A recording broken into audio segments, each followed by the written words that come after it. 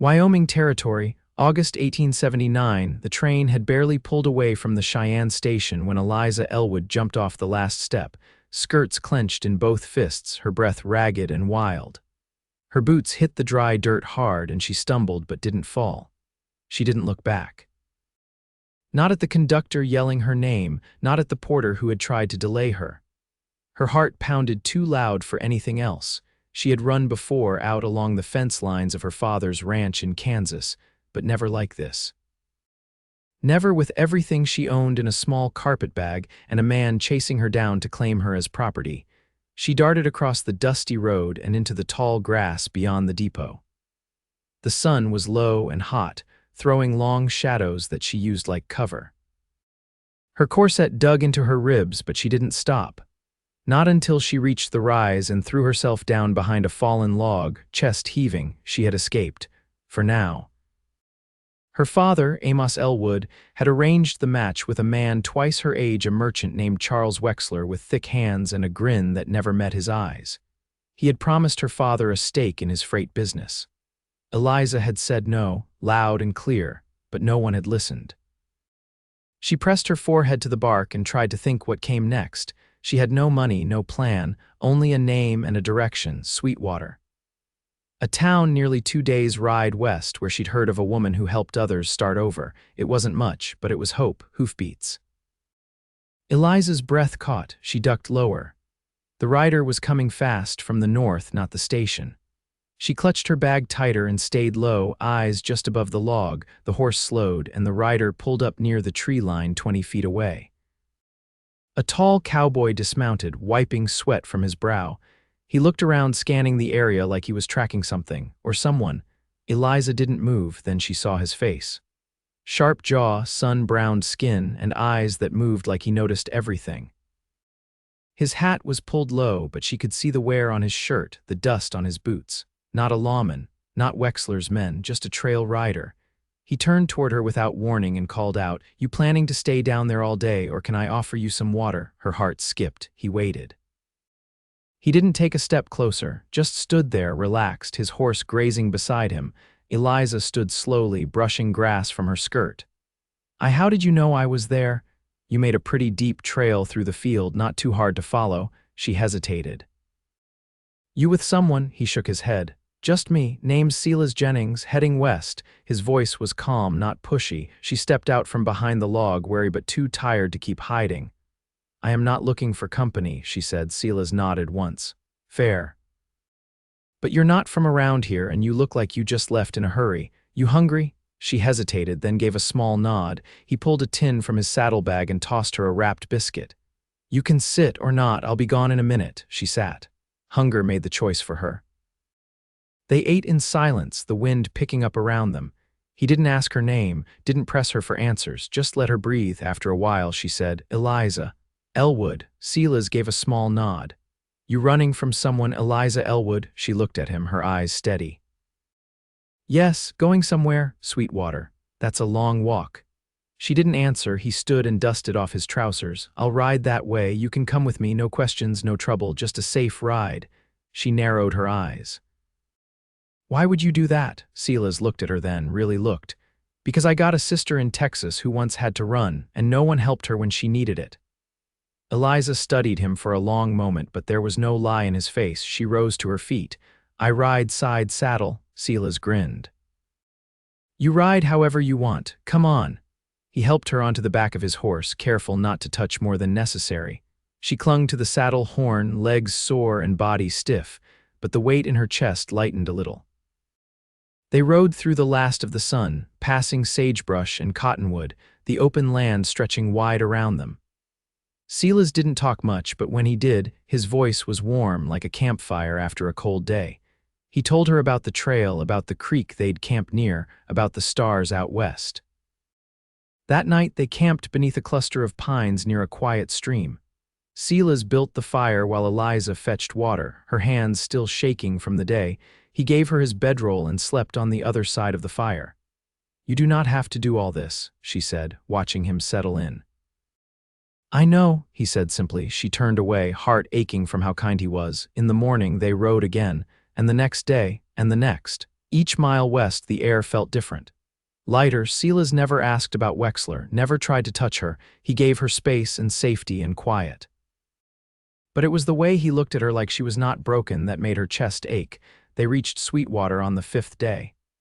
The town was small but clean. A few shops, a church, and a boarding house with white curtains in the windows. "This is it," Silas said. He helped her down gently. Eliza looked up at the house, then back at him. "I suppose you will be going now," she said, voice low. He shrugged. "I was not headed anywhere important," she swallowed. "You could stay if you wanted." Silas looked at her, his eyes softer than they had been all week. "You sure?" She nodded, her voice breaking. "I have not felt safe in a long time, not until you." He stepped closer, slow like he did everything. "Then I will stay." Eliza smiled, the first real one in days, and when he reached out to brush a strand of hair from her face, she leaned into it. They were not in love yet, but something had taken root, and it was real. The boarding house smelled faintly of white soap and boiled cabbage, and the floorboards creaked beneath Eliza's boots as she followed Mrs. Danner, an older widow with firm hands and a quiet authority, up the narrow hallway.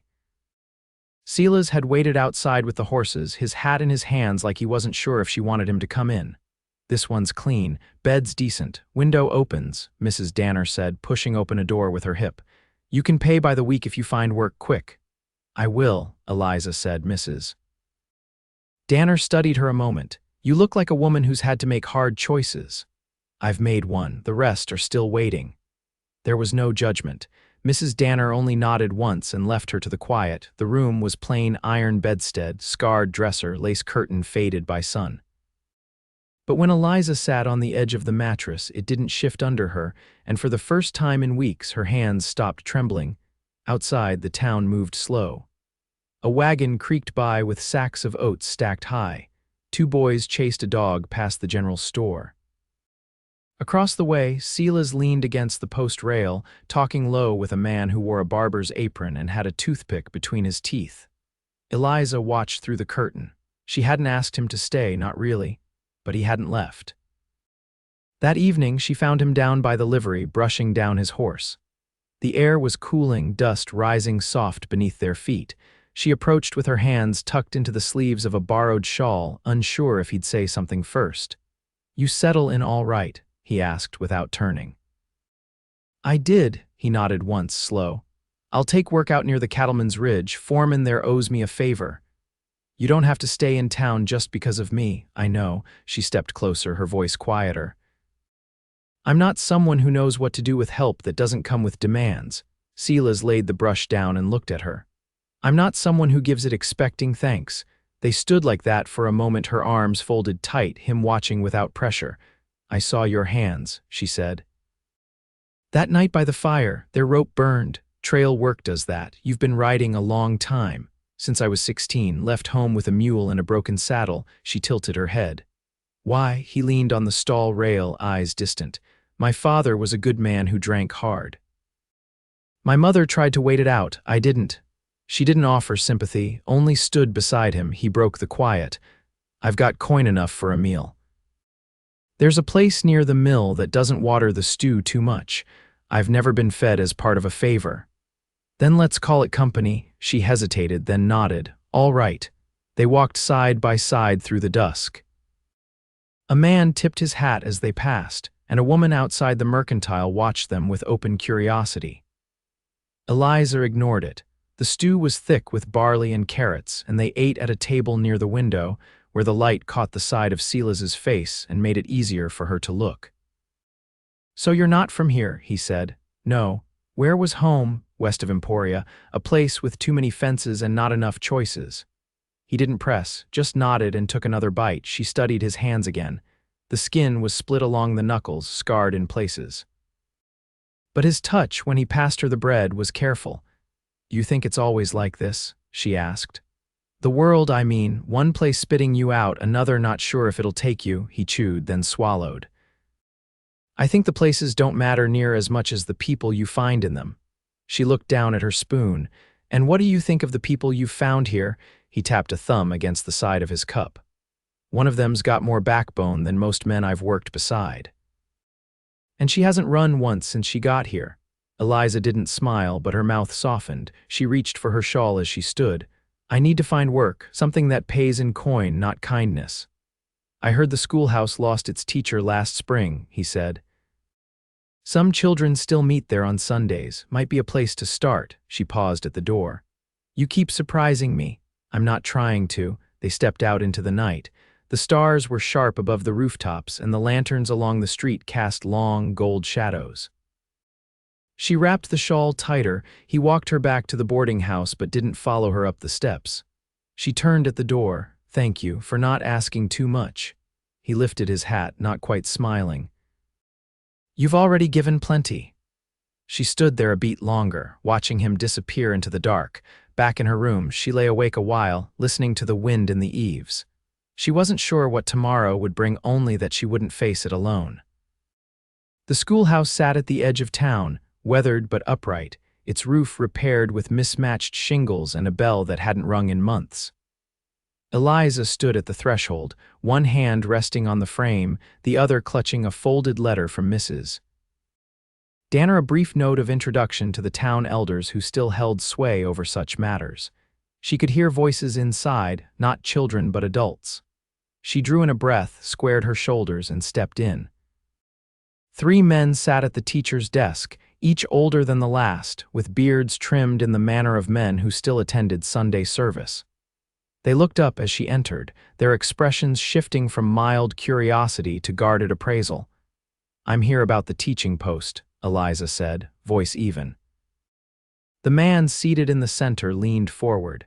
You've taught before. In Kansas, I taught my younger siblings. I managed a full lesson slate for 2 years before. She paused, choosing her words carefully.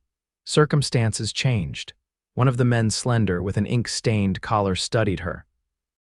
We're a small town. Children come when they can. Some work cattle half the week. I'm not afraid of irregular hours. The man at the end tapped a knuckle on the desk. We can't offer much. I'm not asking for much, she replied. They exchanged glances. Then the middle man nodded. We'll give you a month. If the children learn, if the parents don't complain, you stay. Eliza inclined her head. That's fair. She stepped outside into the late morning light, the warmth pressing gentle against her skin. Down the road, Silas led a roan gelding through the alley behind the mercantile, his sleeves rolled to the elbows, forearms streaked with dust. He glanced up as she approached, and his brow lifted. They gave me the schoolhouse, she said. Did they now? He wiped his hands on a rag. You don't look surprised. I'm not. He leaned one shoulder against the post. I saw you walking in, figured you'd come out with it. What gave me away? You've got a way of walking when you've decided something. Like the wind could try to stop you, but it wouldn't matter. She blinked once, then looked away with a faint shake of her head. You say things like that, Silas Jennings, and I don't know what to do with them. You don't have to do anything. She glanced back at him. Will you be heading out soon? Not yet. Foreman's son took sick, so they're a man short again. I said I'd stay through the week. I see. He studied her a moment. You worried I might go. I don't know what I'm worried about. I've spent a long time not letting myself expect anything. His voice dropped a little, not lower, but steadier. I'm not a man who leaves someone behind unless I'm told to. She met his gaze. I won't tell you that. He nodded once, and that was all. They parted then, she to the boarding house to prepare her lessons, he to the livery where he'd be sleeping on hay and oilcloth until the Ridge outfit called again. They didn't see each other for 3 days. On the 4th morning, Eliza found a folded piece of paper under her door. No name, no signature, just a charcoal sketch of a flower, its petals half open. Beneath it, in careful script, if you planted roots, I'd stay close. She stared at it a long time, fingers unmoving. She didn't show it to anyone. That evening, she lingered at the schoolhouse after the last child ran off. She swept the floor, straightened the slates, and watched the sky turn pink through the warped glass window.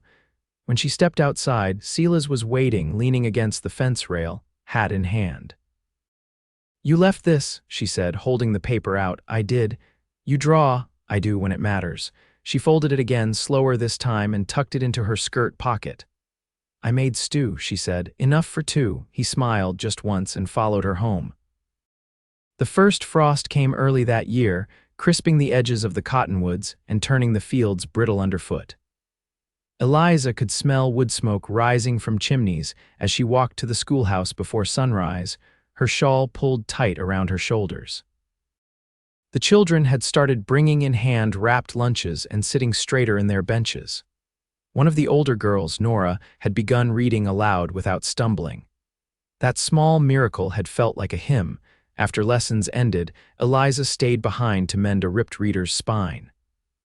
She was threading the needle when the door eased open. Silas stepped in quietly, holding a bundle wrapped in canvas. "I traded with the tanner's wife," he said. "She makes these for winter.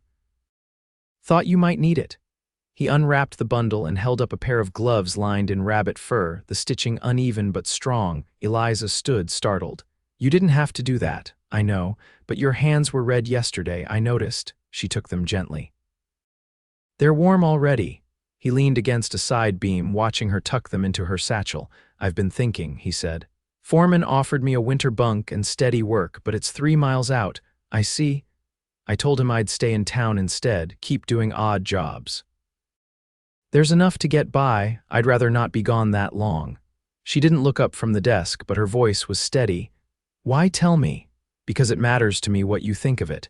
She set the book down and came to stand across from him. "Then I will say this, I'm glad." Wind pressed against the loose window pane, and the room felt smaller for a moment, not in a stifling way, but like something drawing closer. "You've made this place feel different," he said. "Not just for me." She tilted her head. "What do you mean, Mrs.?" "Danner said the whole boarding house feels quieter since you arrived. Not silent, just easier, like folks aren't trying so hard to fill the air." Eliza lowered her gaze, unsure of what to do with that. "I never meant to make a life here," she said. "I thought it would be a stop, nothing more." "Still could be," he said. "But it doesn't have to be." She reached for her coat. "Will you walk me home?" "Of course." The town was settling in for the evening, smoke curling from chimneys, horses turned into paddocks. They walked without speaking, their footsteps soft against the dirt road. At the boarding house gate, she paused. "I'd like to learn to ride properly," she said. "Not just side saddle, I never had the chance." He leaned slightly against the gatepost. "I'll teach you, we can start Sunday. There's a pasture east of the creek that stays flat through the cold." "I'd like that." She turned toward the door, then hesitated. "Silas?" "Yeah, I don't know what this is between us, but it doesn't feel like something I should ignore." His voice was quiet. "It isn't." She nodded and stepped inside without another word. That night she laid the gloves on her windowsill, where the moonlight fell soft across the fur. She didn't cry, she didn't need to. The ache that had followed her since Kansas no longer pressed so sharp against her ribs. She dreamed of a horse at full gallop and a man just behind her, laughing into the wind. The pasture east of the creek rolled out like a quiet promise, rimmed with cotton grass and the last of the frost-beaten wildflowers. Silas stood beside the mare he'd borrowed, reins looped through his fingers, watching Eliza approach with her coat buttoned high and her hair braided back. She had traded her usual skirts for a split riding dress misses. Danner had tucked away years ago, and though it hung a little loose at the waist, it let her move freer. "You sure you're ready?" he asked as she reached him. "I've been ready for years, just didn't have anyone to say yes." He gave a small nod and held the stirrup steady. "Then let's give you the ground first." They started slow. Mounting, dismounting, learning the pressure in her knees, the weight in her heels. He didn't touch her unless she asked, and even then his hand hovered more than it landed. By midday, she was riding in circles, jaw tight with focus, her posture stiff but holding. "Don't fight the sway," he called. "Let your hips follow the horse." "I am," she muttered. "You're bracing like you expect the earth to fall out from under you." She pulled the mare to a stop and looked down at him. "That's how I've survived. I know." She sat there, breath clouding in the chill, and for a minute didn't say anything.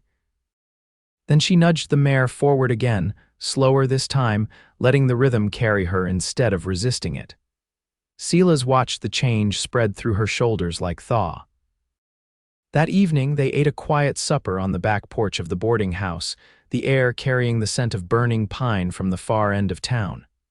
Eliza sipped her tea and listened to the wind move through the brittle grass. "Your mother," she said suddenly. "You never told me what became of her." She remarried, Silas said. To a man with steady hands and 2 daughters. I saw her again once 5 years back. She didn't ask why I left, and I didn't ask why she stayed. That must have been hard. It was honest. Eliza turned her cup between her palms. I haven't written home. You planned to, she shook her head. He wouldn't read it. They left it there. By the following week, she was riding in a straight line without leaning too far forward. Silas rode beside her now, pointing out birds in the brush or tracks in the frost.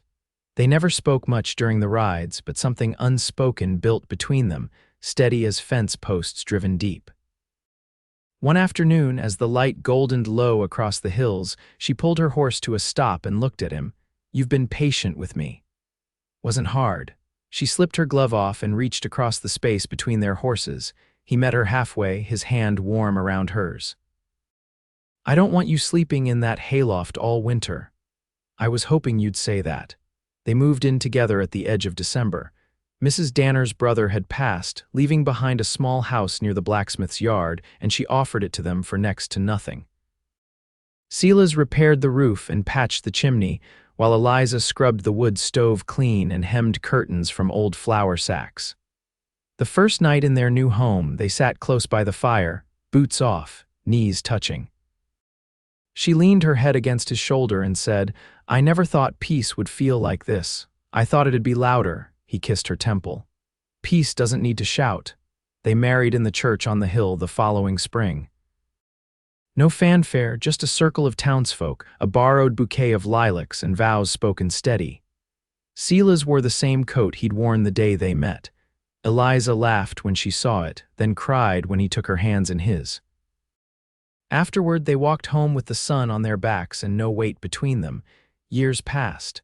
Eliza kept the schoolhouse doors open through every season. She taught children to read and draw maps and write their names with care. Silas took work as it came mending fences, breaking colts, hauling winter wood for the widow on the ridge. He made time every week to ride beside Eliza, even when the snow was deep and the days short. They had a daughter named Clara, born one long July night, dark-haired and loud-voiced. Silas caught her himself while Eliza gritted through the pain, her hand wrapped tight in his. They raised her with the same quiet strength they'd used to build their life. By the time Clara was old enough to ride, Eliza had worn new calluses into her hands and Silas had silver in his beard. But when they watched her gallop across the same pasture where Eliza had first learned to trust the saddle, they reached for each other without needing to speak. On winter nights, when the world outside went still, they would sit by the fire, her head on his chest, his arm around her waist. They didn't talk much about the past. It didn't belong to them anymore. What they had was now, what they had was earned, what they had was love.